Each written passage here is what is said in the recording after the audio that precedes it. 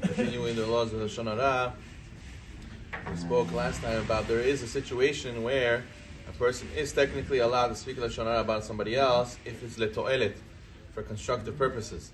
In Klal Yud, Chafetz Chaim Alav Hashon discusses what are the situations a person is allowed to do such a thing of speaking Lashon Hara about somebody else. So he discusses about when a person, let's say Reuven witnessed or saw Shimon do something wrong to somebody else. He did something wrong, ben adam lechavero, something between person to person, and he has another friend Levi that might potentially run into a situation with Shimon. So he wants to save his friend Levi. He wants to go and say something about Shimon that's negative in order to prevent and be for a constructive purpose to help his friend Levi. So over there he says there will be a situation where it will be permitted on condition that it fulfills multiple conditions. For example, he says 7. We're going to mention many of them that are very applicable. He mentions, for example, a person has to make sure that he knew what Shimon did. He has to know, he has to verify it's true that Shimon really did that. It can't be that he just hears that Shimon did something wrong. He has to either see it himself or verify that it's true. He also cannot exaggerate when he says it over. He cannot exaggerate what he cannot embellish it. He cannot make the story worse than it is. He has to say exactly what he witnessed.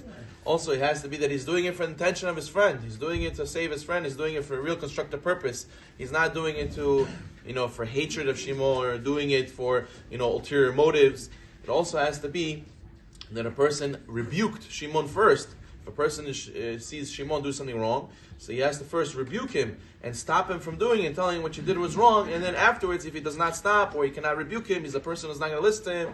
So then you'll be able to go and tell other people about him what he was doing was wrong. But a person has to first stop him and first speak to him himself to stop him in order to be able to use this leniency. And furthermore, the Chafetz Chaim writes that a person has to know that he has no other option. If you feel like there's no other option than to speak Lashon Hara about him to help, to stop him or to prevent your friend from getting hurt, they'll be permitted. But if there's another way and you don't have to speak Lashon Hara in order to stop this situation from coming, so better not to speak Lashon Hara, better to stop it a different way. So therefore you see that only in a very few slim situation with all the conditions fulfilled, is only then a person allowed to say Lashon Hara leto'elet. So therefore, that's classic case we have all the time is a person sees somebody's son, he's doing something wrong, and he wants to tell his father, your son is doing XYZ wrong. Preferably, a person should go over to the boy and tell him, listen, what you're doing is not 100% correct. It's not proper. And if his son is not, he doesn't listen and he doesn't pay attention to you, and there's no other way to stop him, and you saw him yourself doing it, that'll be like a classic case. A person could go to the father and say, listen, I saw your son.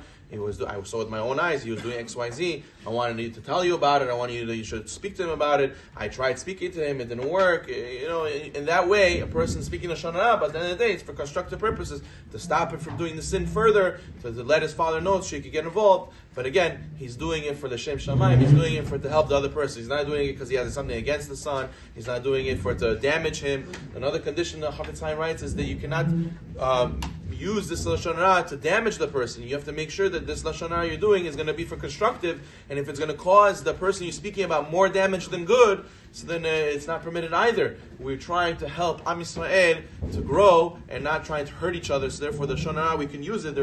They just say everything in the world you can use for the good and for the bad. So here, even Lashon Hara, you can use it for the good, for it to help and to make the world a better place. But again, it has to be L'Shem Shamayim, as the Kotzker Rebbe said.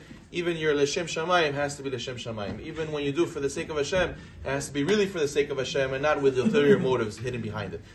We have a dear friend from